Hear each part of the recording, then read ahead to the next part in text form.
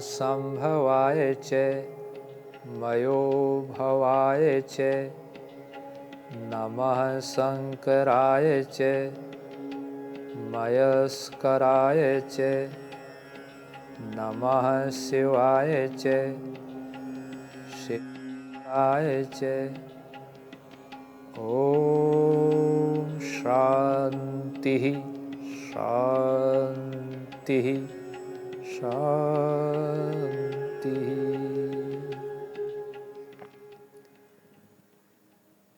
मान्यः मातृशक्ति भद्र पुरुषों एवं अन्य सभी श्रोताओं,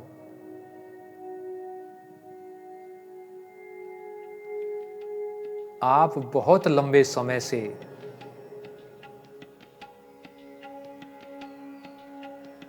कई महीने व्यतीत हो गए हैं मेरी इस विचार श्रृंखला से जुड़े हुए हैं।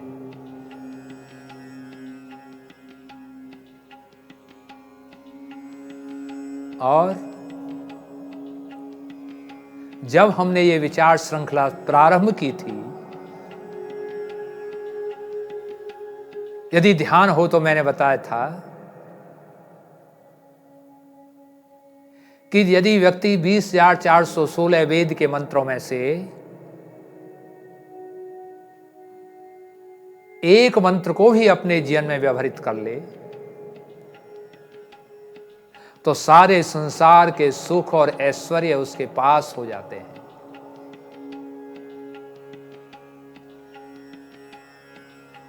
मैंने अपनी विचार श्रृंखला के बीच में यदि ध्यान हो तो एक बात और कही थी। महर्षि पतंजलि महाभाष्य में लिखते हैं, एको शब्दो सम्यक जातः संप्रयुक्तः स्वर्गलोके काम धुग भवति। अर्थात महर्षि पतंजलि तो यहां तक कहते हैं, यदि वेद मंत्र के एक शब्द को भी हमने अपने जीवन में अपना लिया तो सारे ऐश्वर्य हमारे पास होंगे। जो इस मानव का अंतिम लक्ष्य है वह भी चरणों में होगा।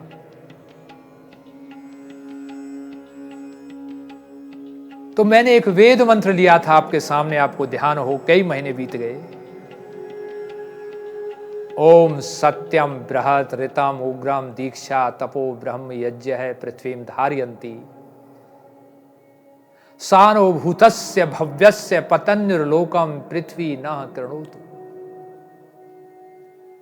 क्योंकि कॉलेज में अध्यापक रहा हूं, लेक्चरर रहा हूं संस्कृत, आदत है कि चैप्टर की समाप्ति पर पूरे को दोहराऊं। मंत्र का अर्थ है कि जिन व्यक्तियों में 6 गुण हों, सत्य हो, ऋत हो, दीक्षा हो, तप हो, ब्रह्म हो, यज्ञ हो, वे अपने राष्ट्र को भी उन्नत बनाते हैं, अपने परिवार को भी उन्नत बनाते हैं, अपना आत्मकल्याण भी करते हैं, आत्मशोधन भी करते हैं, सारे ऐश्वर्यों के प्राप्त करने वाले हो जाते हैं। और फिर ये धरती माता, ये राष्ट्र आपको पालने वाला हो जाता है। इस मंत्र की व्याख्या करते करते आज 45वां एपिसोड है। मैंने हर शब्द की, जो 6 शब्द मुख्य इसमें आए हैं, उनकी चर्चा की विस्तार से, और सभी पर चर्चा करते करते करते करते जो लास्ट शब्द है यज्ञ पर आए, जो यज्ञ पर कई दिन से चर्चा चल रही है, और जो 5 यज्ञ की चर्चा थी, आज के दिन से पहले मैं 4 यज्ञों पर चर्चा कर चुका हूं। ब्रह्म यज्ञ, देव यज्ञ, पितृ यज्ञ, बलि वैष्णोदेव यज्ञ। आज थोड़ा सा विचार अतिथि यज्ञ पर देंगे।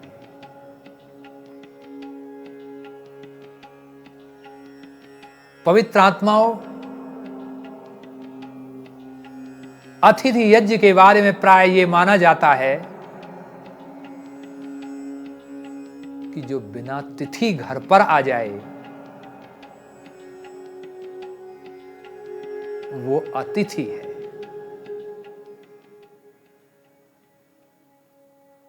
शाब्दिक अर्थ बिल्कुल ठीक है। और वो बिना तिथि के जो घर पर आ जाए उसकी सेवा शुश्रूषा उसी के अनुसार जिससे उसे प्रसन्नता की अनुभूति हो, वह अतिथि यज्ञ है। अब आप कल्पना कीजिए, विचार कीजिए कि बिना तिथि के आपके घर पर कोई व्यक्ति आ जाए और व्यक्ति ऐसा हो जो दारू का सेवन करता हो और बिना तिथि के आ जाए। और जैसा मैंने कहा है कि अतिथि यज्ञ वो है उनकी सेवा शुश्रूषा उन्हीं के अनुसार, जिससे वो प्रसन्न चित्त हों। क्योंकि दारू पीने वाला व्यक्ति तो दारू पीने से ही प्रसन्न होगा, मांस भक्षण करने वाला व्यक्ति मांस भक्षण से ही प्रसन्न होगा, वैश्यागमन करने वाला व्यक्ति वैश्यागमन से ही प्रसन्न हुआ। क्या इसे अतिथि यज्ञ कहेंगे? विचार कीजिए। सतवत ब्राह्मण कार कहता है, यज्ञो वै श्रेष्ठ तमम कर्म है। अर्थात हे दुनिया के लोगों, यज्ञ सब श्रेष्ठ कार्यों से भी श्रेष्ठ कार्य है। 3 शब्द होते हैं, श्रेष्ठ, श्रेष्ठतर, श्रेष्ठतम। अंग्रेजी में गुड, बेटर, बेस्ट। अर्थात सतवत ब्राह्मणकार कहता है कि गुड और बेटर नहीं, बेस्ट है। अर्थात सब श्रेष्ठ कार्य में सबसे श्रेष्ठ कार्य है यज्ञ करना। तो पवित्र आत्मा विचार कीजिए कि जिस अतिथि की आप सेवा, उसकी प्रसन्नता के लिए मांस मदिरा वैश्या की व्यवस्था कर रहे हैं, क्या वो श्रेष्ठ कार्यों में आएगा? वो श्रेष्ठ कार्यों में नहीं आएगा। तो कहने का मेरा अभिप्राय यह है कि अब जो अतिथि यज्ञ का प्रारूप है हमारी संस्कृति के अनुसार, वो क्या है? विचार कीजिए। पवित्र आत्माओं, अतिथि का अभिप्राय जो हमने पहले बताया वो शाब्दिक अर्थ है। जब उसमें हम मंथन करते हैं तो अतिथि किसे कहते हैं, बात इस पर आई। मैं बताना चाहूंगा कि अतिथि कौन होता है। सही मायने में अतिथि वो होता है कि जो बिना सूचना दिए आए या बिना तिथि के आए। समझना मेरी बात। अतिथि वो होता है चाहे सूचना देकर आए चाहे बिना सूचना देकर आए, लेकिन वह विद्वान हो, आचारवान हो, विचारवान हो, चरित्रवान हो, कर्मण्यशील हो, वो सही मायने में अतिथि कहा जाता है। इसके अतिरिक्त जो आता है वो अतिथि नहीं होता है। अतिथि का अभिप्राय आप समझ गए होंगे। अब अतिथि के साथ जो शब्द जुड़ा हुआ है वो यज्ञ, जो हमें सबको करना चाहिए। अतिथि यज्ञ किसे कहते हैं? अतिथि यज्ञ उसे कहते हैं, ऋग्वेद में एक आता है सूक्ति खंड, ओम विश्वे देवासः आगतः। इदम बढ़े आ निषिदत शृणुतु मे हवम। अर्थात ये वेद मंत्र कहता है कि हे अतिथियों, देवताओं, संपूर्ण देवताओं, सभी विद्वानों, हमारे घर आओ और घर आकर मे शृणुत हवम, और मेरी पुकार को सुनो, मेरी पुकार को सुनो। अर्थात उस अतिथि के सामने नम्र भाव से ये कहे कि मेरी पुकार को सुनो। और पुकार क्या होनी चाहिए?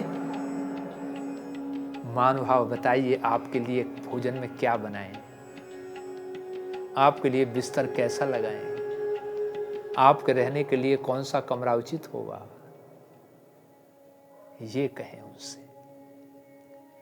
और भोजन आदि से निवृत्त होने के बाद में, ये तो अतिथि यज्ञ की शुरुआत है, उसके बाद क्या करें? उसके बाद आपको करना है कि सारे परिवार के सदस्य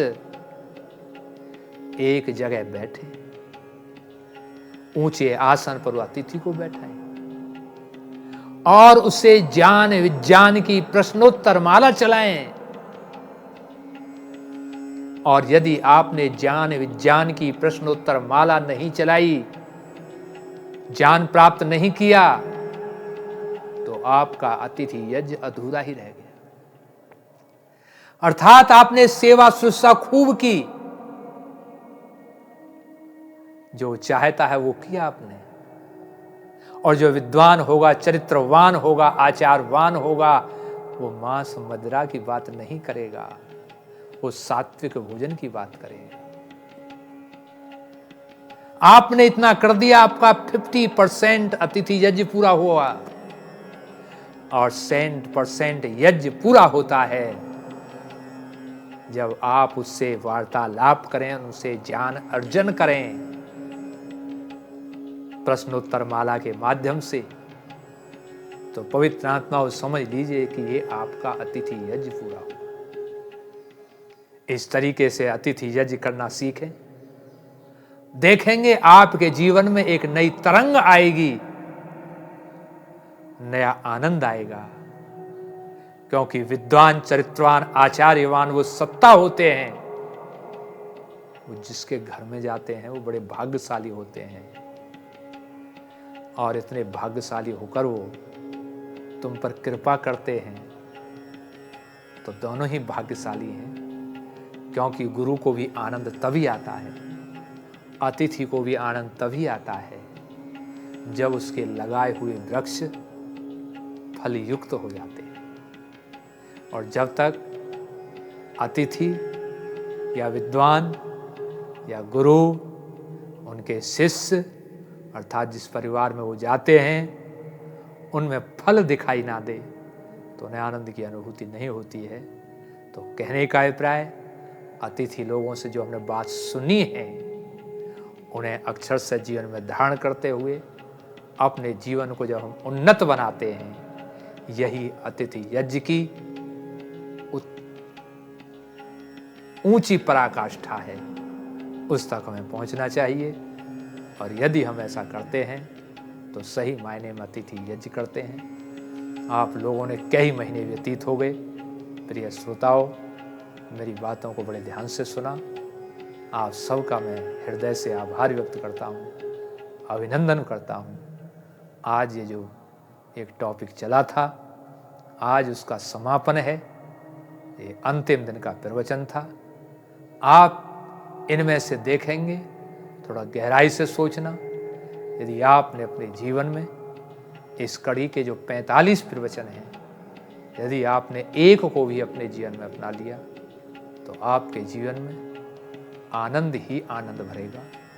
बल्कि पूर्णतया, अर्थात जैसे मैंने बताया था, फिर बताए दे रहा हूँ, वेद के मंत्रों को पढ़ना अच्छी बात है, उनके अर्थों को जान लेना उससे अच्छी बात है, और उस अर्थ को अपने जीवन में व्यवहारित कर लेना सबसे अच्छी बात है। अर्थात जैसे अंग्रेजी में डिग्री होती हैं, पॉजिटिव, कंपैरेटिव, सुपरलेटिव, इसी तरीके से समझें गुड बेटर बेस्ट, अर्थात आज आवश्यकता है बेस्ट बनने की। जो आपने सुना है, यदि आपने इसे जीवन में व्यवहारिक रूप दिया तो मैं दावे के साथ कहता हूँ कि आप सब ऐश्वर्यों के स्वामी बन जाओगे।